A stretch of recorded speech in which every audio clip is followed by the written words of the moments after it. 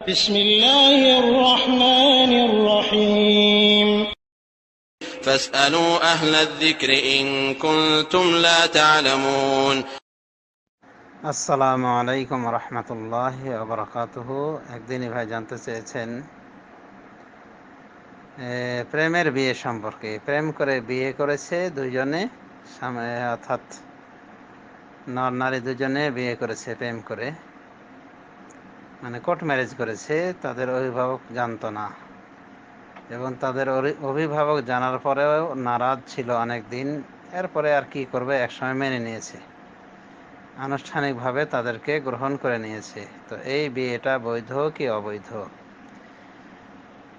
প্রেম করা এটা বিজাতীয় প্রথা, রীতিনীতি। প্রেম ইসলামে নাই, অর্থাৎ নর নারীর ভিতরে সম্পর্ক কায়েম করা বিয়ের পূর্বে এটা শয়তানি আচরণ, বিধর্মীদের আচরণ, নোংরা সম্পর্ক।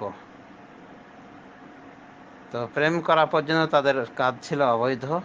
আর যদি জেনা ব্যভিচার পর্যায়ে গড়িয়ে থাকে তাদের এই প্রেম, তাহলে তো তারা কবিরা গুনাহকারী, আরো মারাত্মক অপরাধকারী। তাদের এই বিয়ের পূর্বে তওবা করা উচিত ছিল। আল্লাহ বলেন, আল জানিয়াতু লা ইয়ানকিহুহা ইল্লা জানিন আও মুশরিক, যে মহিলা জেনাকারিনী তাকে জেনাকার বা মুশরিক বিয়ে করবে।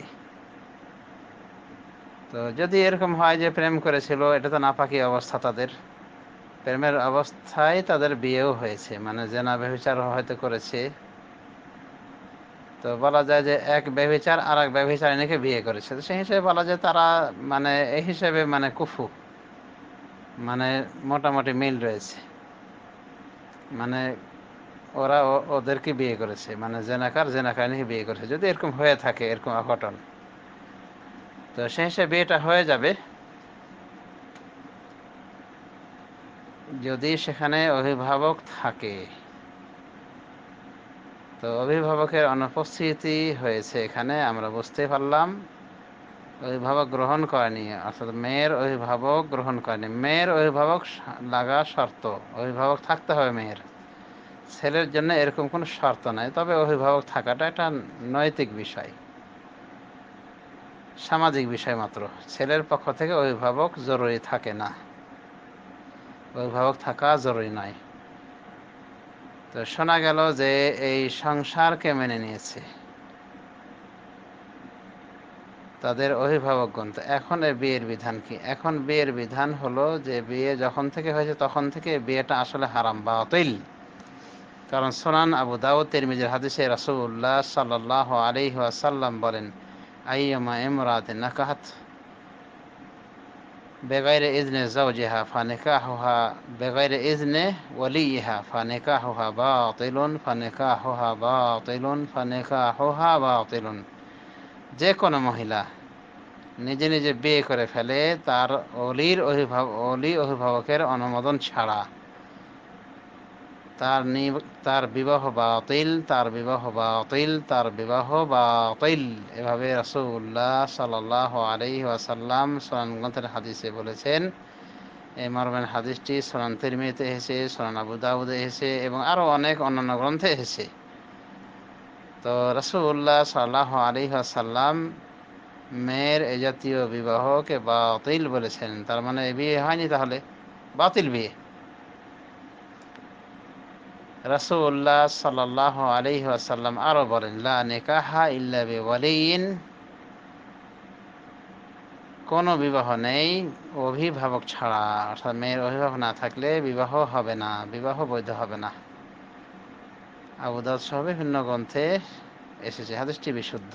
আরেক হাদিসে এসেছে, আরেকটি বর্ণনা এই হাদিসের আরেকটি বর্ণনা পাওয়া যায়, লা নিকাহা ইল্লা বিওয়ালিয়িন ওয়া শাহিদাই আদলিন, বিবাহ বৈধ নয় অলির অনুমতি ছাড়া এবং দুইজন ন্যায়পরায়ণ সাক্ষী ছাড়া।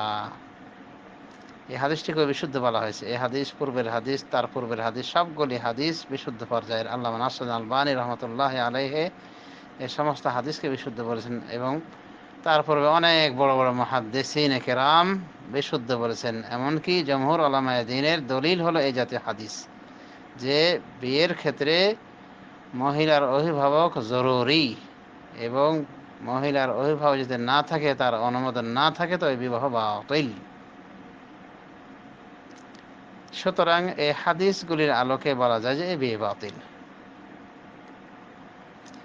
এর মধ্যে যদি কোনো সন্তানও হয়ে যায়, তো সন্তানটিকে জেনার সন্তান বলা হবে না, যদিও বিয়ে বাতিল, কারণ তাদের আকীদায় এই বিয়ে বৈধ ছিল।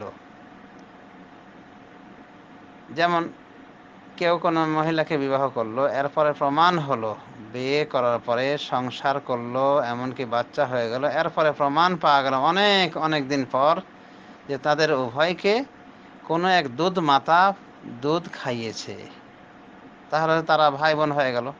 তাহলে তো এই বিয়েটাই শুরু থেকেই হয়নি, বাতিল বিয়ে ছিল, যেহেতু দুধ ভাই বোনে বিয়ে হয় না। কিন্তু যেহেতু তারা জানতো না, অজ্ঞতার কারণে তাদের এই সম্পর্ক কায়েম হয়েছিল, এই জন্যই বলা যাবে না যে তারা যে কাজগুলি করেছিল ওই কাজগুলি তাদের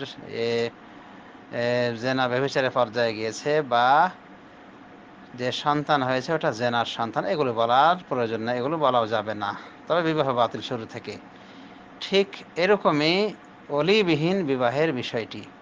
তো যারা অলির অনুমোদন ছাড়া বিবাহ করে থাকে, অর্থাৎ যে মেয়ে বিয়ে করে অলির অভিভাবকের অনুমতি ছাড়া, সে মেয়ের বিবাহ এই পর্যায়ে, অর্থাৎ বাতিল বিয়ে, বিবাহ বাতিল, শুরু থেকে বাতিল ছিল। সুতরাং অলি অনুমোদন করলেও, যেহেতু আগেই বিয়ে পড়ানো হয়েছে, অলির অনুমোদন ছাড়া এই বিবাহ নবায়ন জরুরি, বিবাহকে নবায়ন করতে হবে। এভাবেই সৌদি আরবে বড় বড় শেখরা বলেছেন, বড় বড় ইসলামিক মনীষীরা বলেছেন। সুতরাং এই বাতিল বিয়েকে সোচ্চার করতে হলে, বৈধতা দিতে হলে অবশ্যই বিয়ে নবায়ন জরুরি, অর্থাৎ এই বিয়েকে নবায়ন করতে হবে। তার মানে তাদের মাঝে আবার নতুন করে বিয়ে পড়াতে হবে, অলির উপস্থিতিতে, অলির অনুমোদন সাপেক্ষে। অলি বিয়ে দিবে, অলি বলবে যে আমি আমার অধীনস্থ অমুককে, বাবা যদি হয় তো বলবে যে আমার মেয়েকে বিয়ে দিলাম তোমার সাথে এত টাকা মোহর ধার্যের বিনিময়ে, তুমি তাকে স্ত্রী হিসেবে গ্রহণ করো। সে যদি বলে হ্যাঁ করলাম, এটাই বিবাহ হয়ে গেল। তো এই বিবাহের জন্য বড় ধরনের আনুষ্ঠানিকতার প্রয়োজন নেই, যেহেতু অনেক আগেই বিয়ের কাজকাম সব সারা হয়ে গেছে। তবুও মোটামুটি কিছু লোকের উপস্থিতিতে বিয়ে হওয়া উচিত। যেমন দুজন সাক্ষী অবশ্যই থাকতে হবে, আর অলি তো থাকবেই, এবং আরও কিছু লোকের উপস্থিতিতে, এক কথায় অল্প কিছু ফাংশন করার ভিত্তিতে এই বিয়ে সম্পন্ন হওয়া উচিত, নতুন করা উচিত, নবায়ন করা উচিত। এই বিবাহ কোরআন হাদিসের আলোকে বৈধ করার জন্য এরকম অবশ্যই জরুরি। অর্থাৎ বিবাহ নবায়ন অত্যন্ত জরুরি কাজ, নতুবা বিয়ে বাতিল আকারে থেকে গেল হাদিসের দৃষ্টিতে। আশা করি বুঝতে পেরেছেন। ধন্যবাদ।